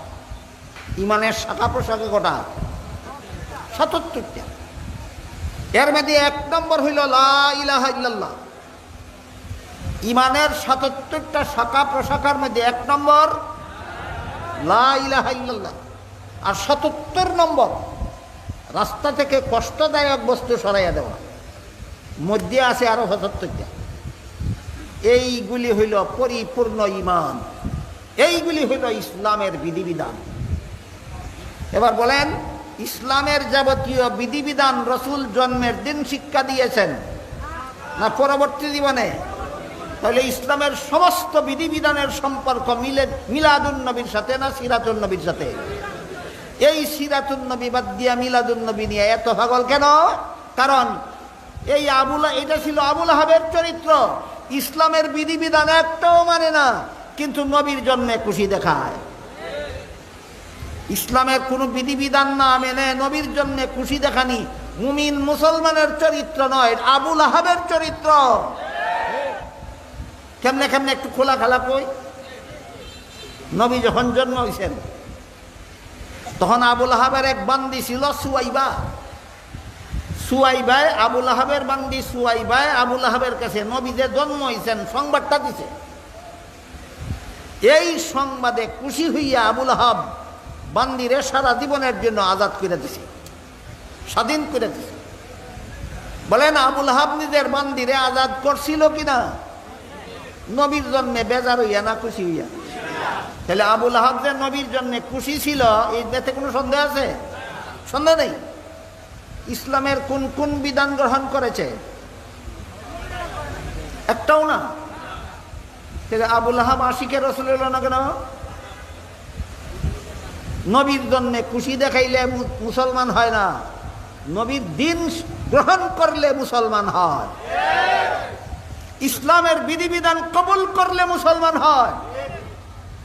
আরে এখনকার জমানার মুসলমানরা কেমনে বুঝাইতো? আমার ছোটবেলায় যে সব মুসলমান দেখছি আমি, ওই ধরনের মুসলমান আজকাল কম দেখি। আমি আপনারা একটু কই, আমার ছোটবেলায় কেমন মুসলমান দেখছি আর এখন কেমন মুসলমান দেখি। আমি আমার 10-12 বছর বয়সে সমাজের মুসলমানদেরকে দেখেছি এইভাবে। তারা শিশুকালেই মক্তবে গিয়া, সকালবেলার মক্তবে গিয়া 4 কলেমা শিক্ষা মুসলমান হইত। এই 4 কলেমার মধ্যে 3 নম্বর কলেমাটা হইল আমানতু বিল্লাহি কামা হুয়া বিআসমাইহি ওয়া সিফাতিহি ওয়া কাবিলতু জামিয়া আহকামিহি। যে শেষ কথাটা কাবিলতু জামিয়া আহকামিহি, ইসলামের যাবতীয় বিধিবিধান গ্রহণ কইরা আমি মুসলমান হইলাম। বলেন, কাবিলতু জামিয়া আহকামিহি অর্থ কি? আল্লাহ প্রদত্ত ইসলামের যত বিধিবিধান আছে সবগুলি আমি গ্রহণ করে মুসলমান হইলাম। আপনারা কি গ্রহণ করে মুসলমান হয়েছেন? ইসলামের যাবতীয় বিধিবিধান গ্রহণ করে মুসলমান হয়েছেন। এবার বলেন, কাবিলতু জামিয়া আহকামিহি আবুল আহাব স্বীকার করছে? নবীর জন্য খুশি ছিল কিনা? ইসলামের বিধিবিধান গ্রহণ করে না, নবীর জন্য খুশি হয়। এইভাবে যদি ইমানদার মুমিন মুসলমান হইতে পারতো, তোরার মতো সাফাবাদের আগে আবুল আহাব 1 নম্বর মুমিন মুসলমান হয়ে যেত। ইসলামের বিধিবিধান গ্রহণ না কইরা নবীর জন্য খুশি দেখানি মুমিন মুসলমানের কাজ নয়, আবুল আহাবের মতো বেঈমানের কাজ। ইসলামের বিধিবিধান গ্রহণ না কইরা নবীর জন্য খুশি দেখানি মুমিন মুসলমানের কাজ না, আবুল আহাবের মতো বেঈমান কাফিরের কাজ। ইসলামের যাবতীয় বিধিবিধান আল্লাহ রসুল বলেছেন এর শাখা প্রশাখা হইল ৭৭টা। এক নম্বরটা হইল লা ইলাহা ইল্লাল্লাহ, এক নম্বরটা লা ইলাহা ইল্লাল্লাহ। আর ৭৭ নম্বরটা হইল রাস্তা থেকে কষ্টদায়ক বস্তু সরাইয়া দেওয়া। কথাগুলি বুঝে থাকলে এবার বলুন, এই ইসলামের যাবতীয় বিধিবিধান, ইমানের ৭৭ শাখা প্রশাখার সম্পর্ক মিলাদুন নবীর সাথে না সিরাতুন নবীর সাথে? তাইলে মিলাদুন নবীতে কি আছে এটা এখন বোঝার দরকার। মিলাদুন নবীতে কি আছে? মিলাদুন নবীতে এমন কিছু বিষয় আছে যেইগুলি আমল করার মতো নয়, পালন করার মতো নয়, পালন করার ক্ষমতা কোনো মানুষের নাই। এমন কিছু জিনিস আছে মিলাদুন নবীতে। আগেই বলেছি মিলাদুন নবী অর্থ নবীর জন্ম। মিলাদুন নবী অর্থ নবীর জন্ম। নবীর জন্মের মধ্যে তোমার পালন করার কিছু নাই, আমল করার কিছু নাই। ইমানের ৭৭টা শাখা প্রশাখার একটাও মিলাদুন নবীর সাথে সম্পর্কিত নয়, সবগুলি সিরাতুন নবীর সাথে সম্পর্কিত। সুতরাং সিরাতুন নবী হইল মুসলমানের আমল করার বিষয়, পালন করার বিষয়। মিলাদুন নবী মুসলমানের আমল করার বিষয় নয়, পালন করার বিষয় নয়। তাহলে মিলাদুন নবীতে আছেটা কি এটা বোঝান দরকার। মিলাদুন নবীতে তিনি যে নবী ছিলেন এই কথার অনেক দলিল আছে। আছেটা কি? নবুয়তের দলিল আছে। মিলাদুন নবীতে কি আছে? নবীর জন্য নবুয়তের দলিল আছে। সিরাতুন নবীতে কি আছে? ইসলামের যাবতীয় বিধিবিধান আছে। দুই কথা পরিষ্কার বুঝে নেওয়া দরকার। মিলাদুন নবীতে কি আছে? নবীর জন্য নবুয়তের দলিল আছে। সিরাতুন নবীতে কি আছে? উম্মতের জন্য শরীয়তের দলিল আছে। মিলাদুন নবী হইল নবীর জন্য নবুয়তের দলিল, আর সিরাতুন নবী হইল উম্মতের জন্য শরীয়তের দলিল। মিলাদুন নবীতে আমাদের অনুসরণ করার কিছু নাই, অনুকরণ করার কিছু নাই। মিলাদুন নবীতে আমাদের পালন করার কিছু নাই। এই কথাটার একটু খুলাসা হওয়া দরকার। কি বলেন আপনারা? শুনবেন আর কয়েক মিনিট? এবার শুনুন। আগেই বলেছি মিলাদুন নবী অর্থ আমাদের নবীর জন্ম। মিলাদুন নবী অর্থ নবীর জন্ম। আমাদের নবীর জন্ম হয়েছিলেন, মায়ের গর্ভ থেকে ভূমিষ্ঠ হয়েছিলেন খতনা করা অবস্থায়। বলুন কি অবস্থায়? পারবা তুমি পালন করতে? কোন বাপের বেটায় পারবো? নবী যেভাবে জন্মেছেন এইভাবে জন্মইত। কিন্তু ফার্স্ট বেলার ফরজ নামাজের বেলায় নবী বলেন সল্লু কামা রাআইতুমুনি উসাল্লি, আমাকে যেভাবে নামাজ পড়তে দেখো তোমরা সেভাবে নামাজ পড়ো।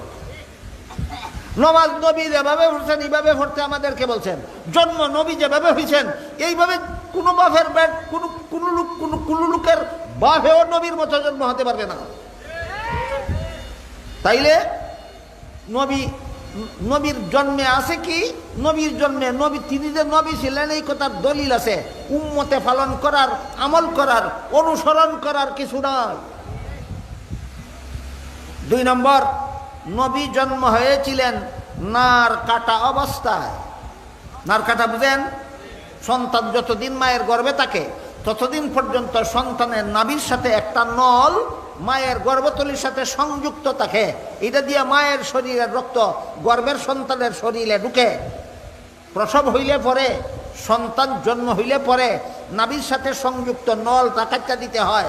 এটারে নার কাটা কয়। নবীর জন্ম হয়েছিলেন নার কাটা অবস্থায়। আমরা নার কাটা অবস্থায় জন্ম হই না, জন্ম হওয়ার পরে কাটতে দিতে হয়। তাহলে মিলাদুন নবী পালন করা যায় না শুধু আলোচনা করা যায়? কাজে যারা বলে মিলাদুন নবী পালন করি, মিথ্যাবাদী। তোর বাপেও মিলাদুন নবী পালন করতে পারবে না। আমাদের নবী মুহাম্মদুর রাসূলুল্লাহ সাল্লাল্লাহু আলাইহি ওয়াসাল্লাম জন্ম হওয়া মাত্রই আল্লাহর শুকরিয়া আদায় করে দোয়া পড়েছেন। জন্ম হওয়ার সাথে সাথে আল্লাহর শুকরিয়া আদায় করে আর কোনো বাপের ফুতে দোয়া পড়তে পারবো? তাহলে মিলাদ নবী যেভাবে জন্ম হয়েছেন এইভাবে জন্ম হওয়া যাবে? যাবে না। তাইলে মিলাদুন নবীতে কি আছে? মিলাদুন নবীতে উম্মতের জন্য আমল করার কিছু নাই, পালন করার কিছু নাই, অনুসরণ করার কিছু নাই, অনুকরণ করার কিছু নাই। এমন কতগুলি ঘটনা আছে যেগুলি তিনি যে নবী ছিলেন সেই কথার দলিল।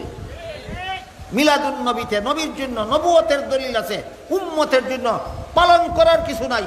আর সিরাতুন নবী শুধু নবীর জন্য নবুয়তের দলিল নয়, সিরাতুন নবীর বেশিরভাগ অংশই উম্মতের জন্য আমল করার জন্য, পালন করার জন্য, অনুসরণ করার জন্য, অনুকরণ করার জন্য। গেল নবীর সুন্নত কথার 1 নম্বর অর্থ কি ছিল? হাদিস, সম্পর্ক মিলাদুন নবীর সাথে না সিরাতুন নবীর সাথে? নবীর সুন্নত কথার 2 নম্বর অর্থ নবীর আমল, সম্পর্ক মিলাদুন নবীর সাথে না সিরাতুন নবীর সাথে? সিরাতুন নবীর সাথে। এবার আসুন নবীর সুন্নত কথার 3 নম্বর অর্থ নবীর তরিকা। নবীর তরিকা, নবীর তরিকা মানে কি? ইসলামের যত কাজ আছে সকল কাজের নিয়ম পদ্ধতি নবী শিক্ষা দিয়া গেছেন, এইগুলিকেই নবীর তরিকা বলা হয়। যেমন ইসলামের বিধান আছে আল্লাহকে বিশ্বাস করা, আমানতু বিল্লাহ, আমি আল্লাহর উপর ঈমান আনলাম, আল্লাহকে বিশ্বাস করলাম। কিন্তু আল্লাহ পাক রব্বুল আলামিন কোরআনে বলেন, মক্কার মুশরিক মূর্তি পূজারীদেরকে যদি আপনি জিজ্ঞাসা করেন আসমান জমিন সৃষ্টি করল কে, তারাও বলবে আল্লাহ। দেখেন আল্লাহ কোরআনে কত চমৎকার করে কথাটা বলেছেন। আল্লাহ বলেন, ওয়ালা ইন সাআলতাহুম মান খালাকাস সামাওয়াতি ওয়াল আরদা লা ইয়াকুলুনাল্লাহ। হে রাসূল করিম সাল্লাল্লাহু আলাইহি ওয়াসাল্লাম, মক্কার মূর্তি পূজারীদেরকেও যদি আপনি জিজ্ঞাসা করেন আসমান জমিন সৃষ্টি করল কে, তারাও বলবে আল্লাহ। তাহলে আল্লাহ বিশ্বাস করতো কিনা? মক্কার কুরাইশ বংশের মূর্তি পূজারীরাও আসমান জমিনের সৃষ্টিকর্তা একমাত্র আল্লাহ, এই কথা বিশ্বাস করত। তাইলে আল্লাহ বিশ্বাস করতো কিনা? করত। ইমানদার না বেঈমান? কেন আল্লাহ বিশ্বাস করে বেঈমান কেন? আল্লাহ বিশ্বাস করতো তাদের মন গড়া মতো, নবীর তরিকা মতো নয়। নবীর তরিকা মতো নয়। তাইলে নবীর তরিকা মতো আল্লাহ বিশ্বাস করতাম। নবীর তরিকা মতো আল্লাহ বিশ্বাস হইল ওয়াহদাহু লা শারীকা লাহু। ওয়াহদাহু, আল্লাহকে ওয়াহদাহু লা শারীকা লাহু বিশ্বাস করলে নবীর তরিকা মতো আল্লাহ বিশ্বাস হয়। ওয়াহদাহু অর্থ বলতে পারেন কেউ? আল্লাহ একক, আল্লাহর কোনো দ্বিতীয় নাই। লা শারীকা লাহু অর্থ বলতে পারেন কেউ? আল্লাহর কোনো শরীকদার নাই, আল্লাহর কোনো শরীকদার নেই।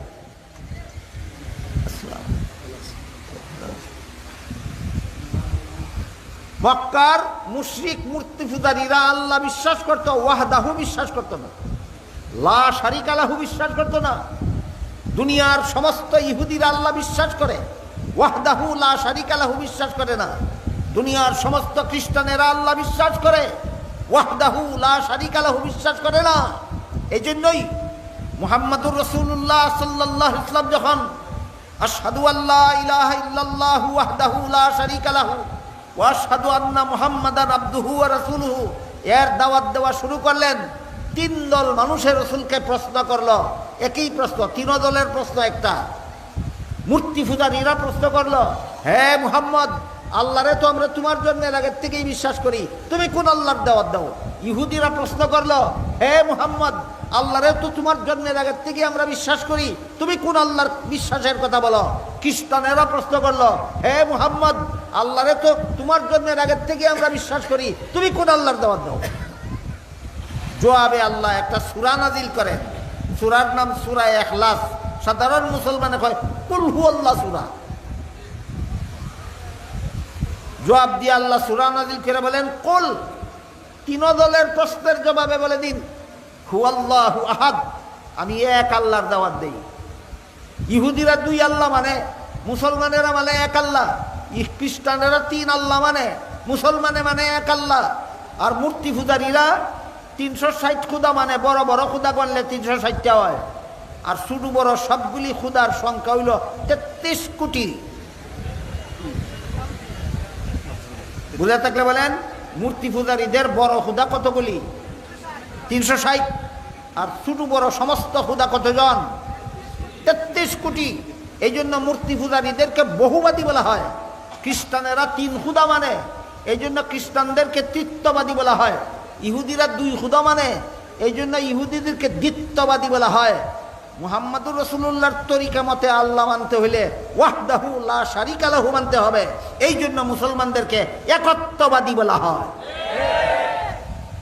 কাহিনী বুঝে থাকলে এবার বলুন, মূর্তি পূজারীরা আল্লাহ মানত কিনা? মানত। খ্রিস্টানেরা আল্লাহ মানত কিনা? মানত। ইহুদিরা আল্লাহ মানত কিনা? আল্লাহ মানত। নবীর তরিকা মতো না মন গড়া মতো? বেঈমান না কাফির?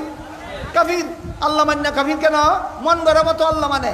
আল্লাহ নবীর তরিকা মতে আল্লাহ মানো, তাইলে তুমি মুসলমান হইবা। নবীর সুন্নত কথার 3 নম্বর অর্থ কি ছিল? নবীর তরিকা। নবীর সুন্নত কথার 3 নম্বর অর্থ কি ছিল? নবীর তরিকা।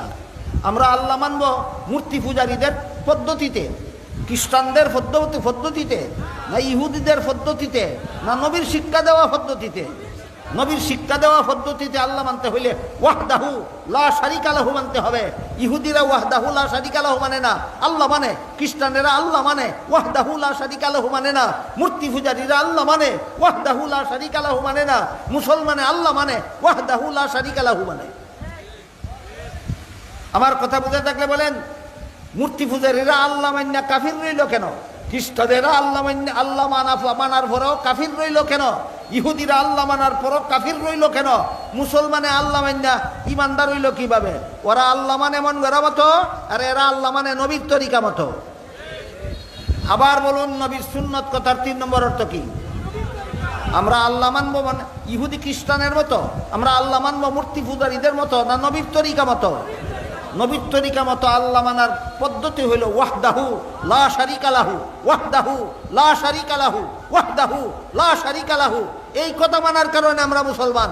এই 2 শব্দ বাদ দিয়া ইহুদিও আল্লাহ মানে, খ্রিস্টানেও আল্লাহ মানে, মূর্তি পূজারীও আল্লাহ মানে, বেঈমান কাফির। সুতরাং যদি নবীর তরিকা মতো আল্লাহ না মানো, তাহলে তুমিও তাদের মতো কাফির। কাজেই নবীর তরিকা মতো আল্লাহ না মান্যা শুধু নবীর মহব্বতে জান দিতে রাজি থাকলে, নবীরে মন গড়া মতো মহব্বত করলে, আল্লাহরে মন গড়া মতো মানলে, যদি মুমিন মুসলমান হইতো, মূর্তি পূজারী তো মুমিন মুসলমান হইয়া যেত, ইহুদি খ্রিস্টান মুমিন মুসলমান হইয়া যেত। সুতরাং নবীর মহব্বত করতে হবে নবীর তরিকা মতো, আল্লাহ মানতে হবে নবীর তরিকা মতো। এই জন্য হাদিস শরীফে রাসূল বলেছেন, লা ইউমিনু আহাদুকুম হাত্তা আকুনা আহাব্বা ইলাইহি মিন ওয়ালিদিহি ওয়া ওয়ালাদিহি ওয়ান নাসি আজমাইন। তোমাদের কেউ ততক্ষণ পর্যন্ত মুমিন মুসলমান হতে পারবে না যতক্ষণ পর্যন্ত আমি রাসূলকে নিজের পিতা পুত্র এবং সমস্ত জগৎবাসীর চেয়ে বেশি মহব্বত না করবে। আবু তালিব সবচেয়ে বেশি মহব্বত রাসূলকে করতো কিনা? ইমানদার হইল না কেন?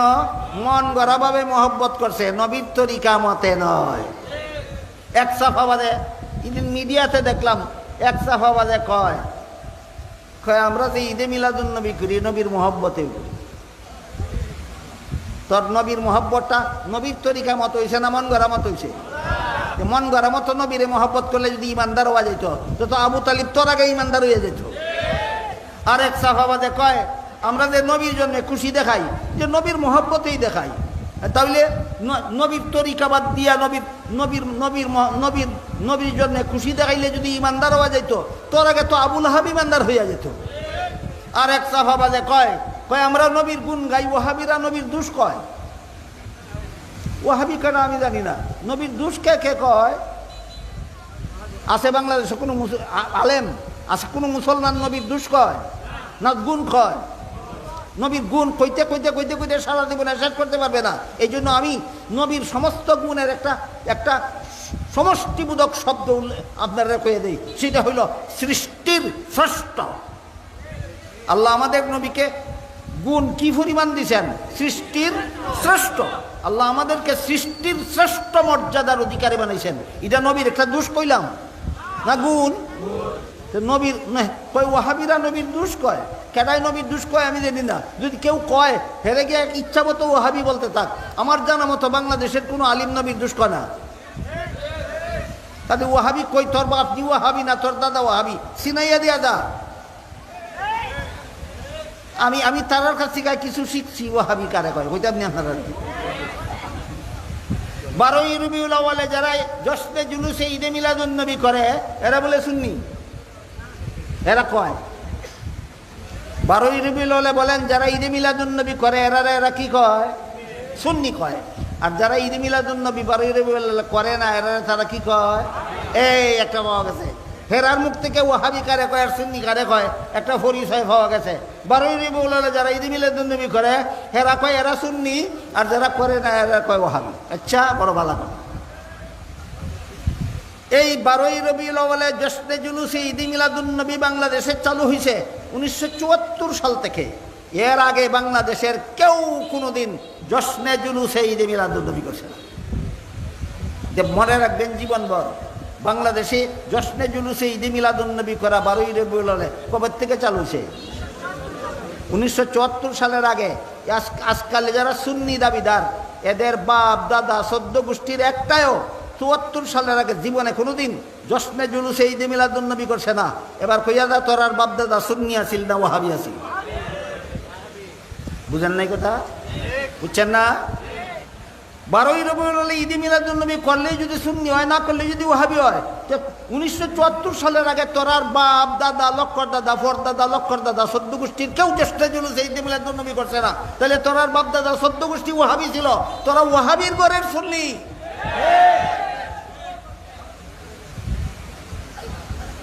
খামা একটা শব্দ বাইর করছে ওয়াহাবি আর সুন্নি।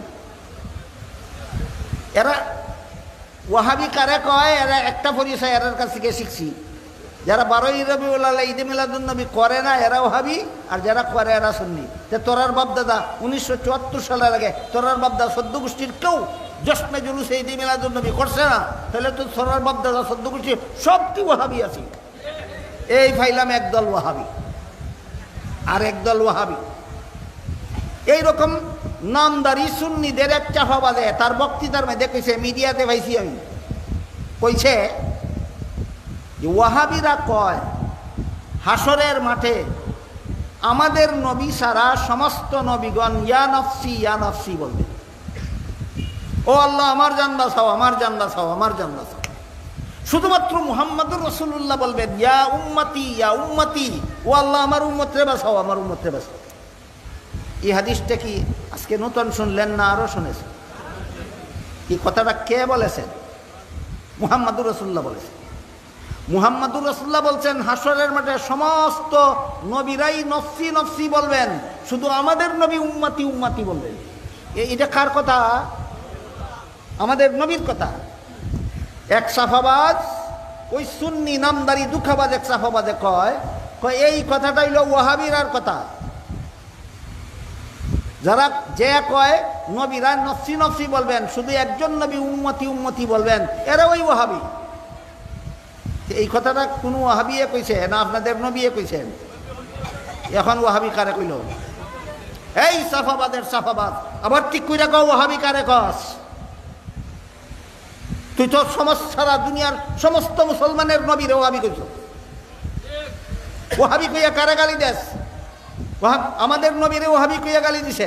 কইটা বলে ওয়াহাবিরার কথা। হাদিসের কিতাবে লেখা আছে এটা কোনো ওয়াহাবির কথা নয়, এটা স্বয়ং আমাদের নবীর কথা। হাসরের মাঠে সমস্ত নবীগণ নফসি নফসি বলবেন, শুধুমাত্র মুহাম্মদুর রাসূলুল্লাহ উম্মতি উম্মতি বলবেন। এটা ওয়াহাবির কথা নয়, এটা নবীর কথা। সাফাবাজ নামদারি সুন্নিরা কয় এটা বলে ওয়াহাবির কথা। কথাটা যদি ওয়াহাবির কথা হইয়া থাকে তাহলে ওয়াহাবি কারে কইল? নবীরে ওয়াহাবি কইল। যারা নবীরে ওয়াহাবি কইয়া গালি দেয় এদের মতো বেঈমান কাফির মুনাফিক জগতে আর কেউ হতে পারে না। ওয়াহাবির 3 নম্বর পরিচয়, 2টা পরিচয় দিলাম ওয়াহাবির। ওয়াহাবির 3 নম্বর পরিচয় অধ্যাপক গুলাম রসুলের লেখা পাক ভারতের মুসলমানের ইতিহাস, পাকিস্তান আমলে কলেজের পাঠ্যপুস্তক পাঠ্য বই ছিল। আমি আমার ছোটবেলায় ওই ইতিহাসগুলি ঘাটতাম ঘুরতাম। সেই ইতিহাসে লেখা ছিল ইংরেজরা যখন এই আমাদের দেশ শাসন করত তখন ইংরেজদের বিরুদ্ধে দেশের স্বাধীনতা উদ্ধার করার জন্য যে সমস্ত মুসলমানগণ মুক্তিযুদ্ধ করতেন এদেরকে এরা জেহাদের নামে মুক্তিযুদ্ধ করতেন। এই সমস্ত মুক্তিযোদ্ধাদেরকে তখন মুজাহিদ বলা হইত, মুজাহিদিন। অধ্যাপক গুলাম রসুল পাক ভারতের মুসলমানের ইতিহাস গ্রন্থের 3য় খণ্ডের 73 পৃষ্ঠায় লিখেছেন ইংরেজরা ইংরেজ বিরোধী যোদ্ধাদেরকে সমাজে কলঙ্কিত করার জন্য ওয়াহাবি নামে আখ্যায়িত করে। তাইলে দেশের স্বাধীনতার জন্য যারা প্রাণ দিছেন রক্ত দিছেন তাদেরকে ওয়াহাবি বলতো ইংরেজরা। কাজেই এই সমস্ত হক্কানি আলিমদেরকে ওয়াহাবি বলা এটা ইংরেজের কাজ এবং ইংরেজের দালালদের কাজ। গেল ওয়াহাবির 3 নম্বর পরিচয়। আর কইতাম নি ওয়াহাবির আর একটা পরিচয় কই, আমাদের দেশে 2টা ফলের নাম আছে উল্টা পাল্টা, একটা আনারস আর একটা বেদানা। রস নাই ফলের নাম আনারস, না রসে ভরা, নামটা বাউ না উল্টা? দানা নাই ফলের নাম বেদানা, না দানায় ভরা, নামটা বাউ না উল্টা? যেমন ভাবে রসে ভরা ফল রে কয় আনারস, দানায় ভরা ফল রে কয় বেদানা, তেমনি ভাবে সুন্নতে ভরা দল রে কয় ওয়াহাবি, আর বিদাতে ভরা দল রে কয় সুন্নি। আমাদের দেশের ওয়াহাবি সুন্নি আনারস আর বেদানার মতো। এটা হইল ওয়াহাবি সুন্নির 4 নম্বর পরিচয়। কথা বুঝলেন কিনা? আমার কথা ছিল নবীর জন্যে খুশি হইয়া নবীর তরিকা গ্রহণ না কইরা নবীর জন্যে খুশি হইলে যদি ইমানদার হওয়া যেত, আবুল আহাব তরার আগে ইমানদার হইয়া যেত। আর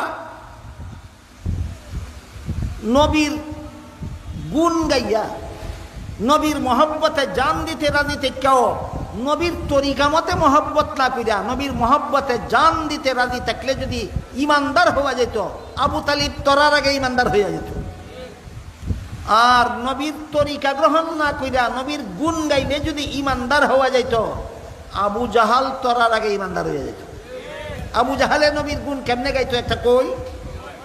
একবার আবু জাহাল রে এক সমাজের আরেক সর্দারে জিজ্ঞাসা করেছিল, গুফনে একা একা জিজ্ঞাসা করেছিল, এই আবু জাহাল, মুহাম্মদ যে সমস্ত কথাবার্তা বলে সত্য বলে না মিথ্যা বলে? আবু জাহাল কয়, মুহাম্মদ পরম সত্যবাদী, জীবনে কোনোদিন একটা মিথ্যা কথাও বলে না, মুহাম্মদ জীবনে যত কথা বলে সবগুলি সত্য। আবু জাহেলে নবীর দোষ গাইল না গুণ গাইল? নবীর তরিকা মানছিল?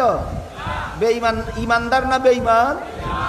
নবীর তরিকা না মান্না নবীর গুণ গাইলে যদি ইমানদার ওরা সুন্নি হওয়া যাইত, আবু জাহেল তরার আগে সুন্নি হইয়া যাইত। আবু জাহেল তরার আগে সুন্নি হয়ে যাইত। আবু জাহেল নবীর গুণ গাইছে, নবীর তরিকা মানছে না। আবু তালিব নবীর মোহাব্বতে জান দিতে রাজি দিয়েছে, নবীর তরিকা মানছে না। আবুল হাব নবীর জন্য খুশি দেখাইছে, নবীর তরিকা মানছে না। যদি নবীর তরিকা না মাইনা নবীর মোহাব্বতে জান দিতে রাজি থাকলে সুন্নি হওয়া যাইত, আবু তালিব তরার আগে সুন্নি হইয়া যেত। যদি নবীর তরিকা না মাইনা নবীর জন্য খুশি দেখাইলে সুন্নি হওয়া যাইত, আবুল হাব তরার আগে সুন্নি হইয়া যেত। যদি নবীর তরিকা না মান্না নবীর গুণ গাইলে সুন্নি হওয়া যাইত, আবু জাহেল তরার আগে সুন্নি হইয়া যেত। নবীর সুন্নত মানলে সুন্নি হয়।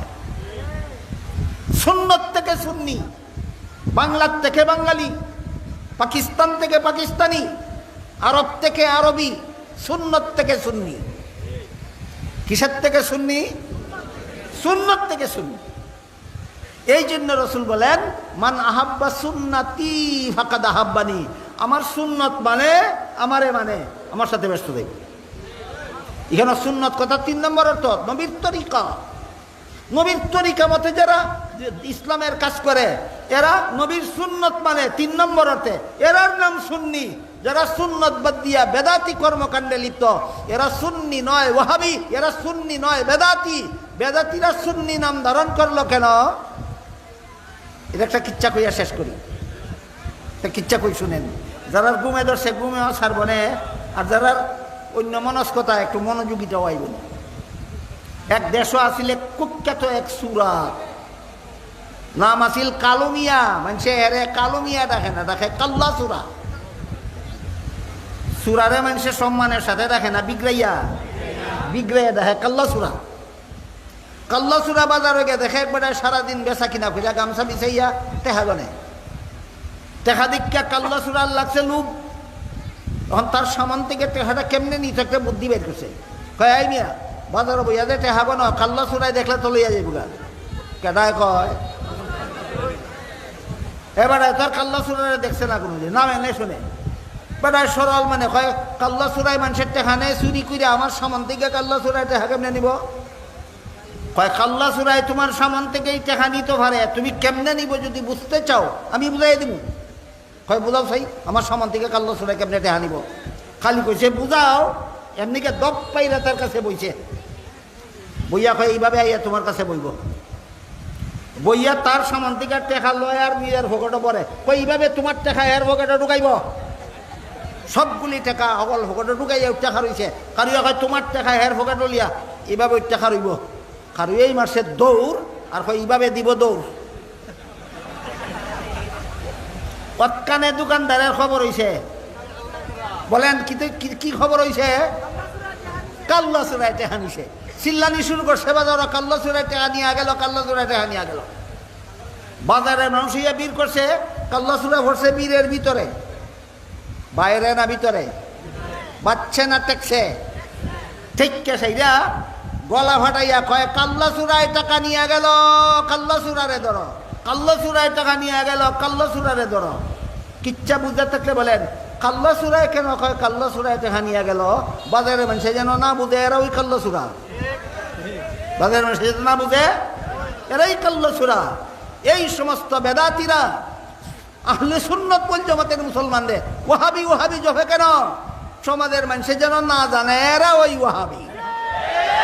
এখন এরা ওই যে ওয়াহাবি, এটা একটা দলিল দেই শোনেন।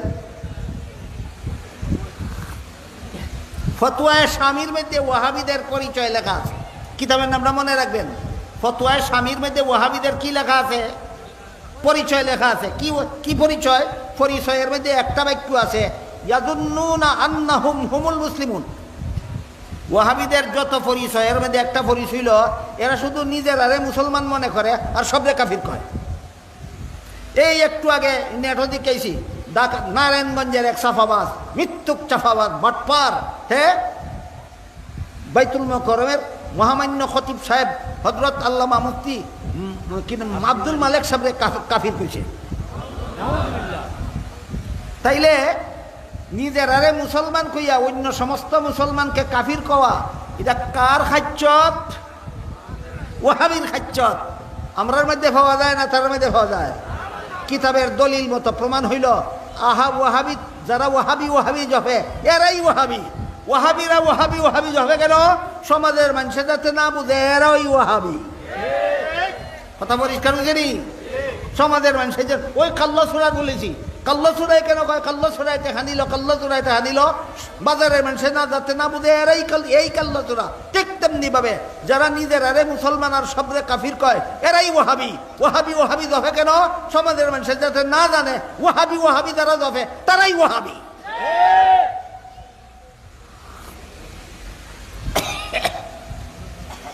সুন্নাত কথার এক নম্বর অর্থ নবীর হাদিস। মিলাদুন নবীর সাথে সম্পর্ক না সিরাতুন নবীর সাথে।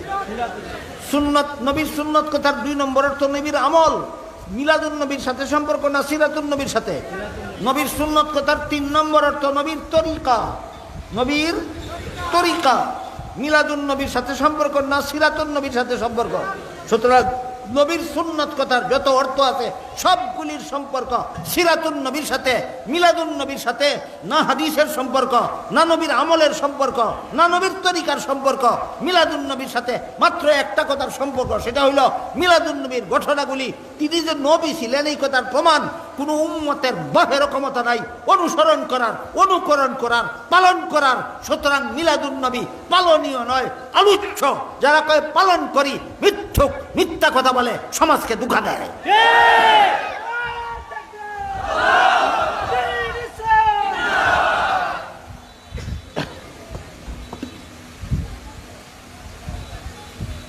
এবার বলেন আল্লাহ যে কোরআনে বলছেন আন-নাবিয়্যু আউলা বিল মুমিনিন, মুমিনদের কাছে নবী সবচেয়ে বেশি মহব্বতের পাত্র। হাদিস শরীফে যে রাসূল বলছেন সমস্ত জগৎবাসীর চেয়ে আমারে বেশি মহব্বত না করলে ঈমানদার হইতে পারবে না। কোন মহব্বত? আবু তালিবের মতো মহব্বত না সাহাবায়ে কেরামের মতো মহব্বত? বলতে হবে আপনাদের এই 1.5-2 ঘন্টার কথা বুঝা থাকলে আবু তালিবের মহব্বতে আর সাহাবাদের মহব্বতে পার্থক্য কোথায়? আবু তালিব মহব্বত করে তরিকা না মান্যা, আর সাহাবাগণ মহব্বত করেন নবীর তরিকা মান্যা। বেশ কম চিনি। আর এক সাহাবাদের শুনছি কয় আমরা যে জশ্নে জুলুসে ঈদে মিলাদুন নবী করি, ওয়াহাবিরা দলিল চায়। কয় ও এটা দলিলের ব্যাপার না, এটা মহব্বতের ব্যাপার। এই দলিলের ব্যাপার না, মহব্বতের ব্যাপার। এইভাবে যদি নবীর মহব্বত করলে ইমানদার হওয়া যাবে। তোর আগে যে আবু তালিব ইমানদার হয়ে যেত খবর আছে? এই সাহাবাবাদ, তোর খবর আছে নি? বলেন আবু তালিব নবীরে জানার চেয়ে বেশি মহব্বত করছে কিনা? দলিল মতো না দলিল ছাড়া? তোর মহব্বতে আর আবু তালিবের মহব্বতে কোনো বেশ কম নাই। পরকালে আবু তালিব যাবে যেখানে, তুইও যাবে সেখানে। কাজী আল্লাহ আপনাদের আমাদের সবাইকে মিলাদুন নবীর দলিল বুঝার আর সিরাতুন নবী অনুসরণ করার তৌফিক দান করুন। সবাই বলুন আমিন। উঠবেন না কেউ, হুজুর এইমাত্র আসলেন অনেক দূরের থেকে, কষ্ট করে আশা করি কিছু কথা বলবেন, অন্তত দুই একটা কথা